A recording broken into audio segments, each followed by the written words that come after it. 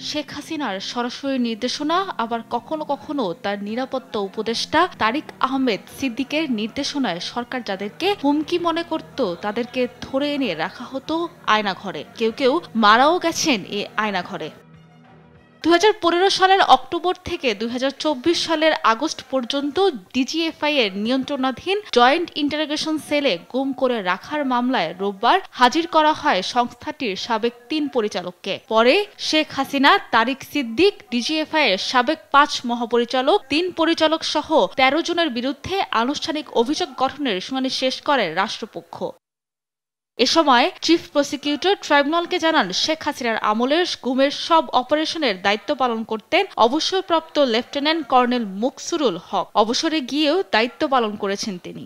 আমরা এখানে বলেছি যে গুমের যে সংস্কৃতি বিগত স্বৈরশাসকের আমলে চালু করা হয়েছিল সেটা ছিল ক্ষমতাকে নিরঙ্কুশ করার জন্য, ক্ষমতাকে দীর্ঘস্থায়ী করার জন্য। যারা যে সমস্ত লোকদেরকে তারা তাদের কাজের জন্য হুমকি মনে করতেন তাদেরকে তারা এইভাবে আইনের প্রোটেকশনের বাইরে নেওয়ার জন্য। গুমের এ মামলার শুনানিতে এদিনও আদালতে উপস্থিত ছিলেন ভুক্তভোগীদের কয়েকজন। সরকার প্রধান কখনো এরকম ফ্যাসিবাদী কায়দায় মানুষের উপর জুলুম নির্যাতন না করার সাহস পায়, এবং কোনো জেনারেল যেন কোনো রাজনৈতিক প্রভুর অন্ধানুগত্য না করে। এই জন্য এই মামলার মাধ্যমে যদি দৃষ্টান্তমূলক শাস্তি হয় তাহলে এটা একটা প্রতিবন্ধকতামূলক প্রতিরোধমূলক ব্যবস্থা হবে। গ্রেফতার 3 সেনা কর্মকর্তা আইনজীবী আদালতকে জানান, সেনা আইনের তদন্তে তাদের বিরুদ্ধে কোনো অভিযোগের প্রমাণ মিলেনি। ব্রিগেডিয়ার জেনারেল আমান আজমি তাকে যে গুম করা হয়েছিল সেই তার মৌখিক অভিযোগের ভিত্তিতে কোর্ট অফ ইনকোয়ারি একটা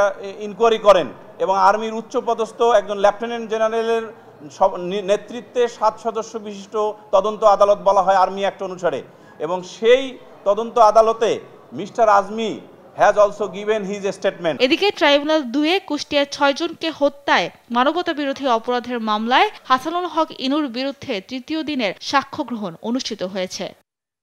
সাবরিনা মজুমদার, দেশ টিভি, ঢাকা।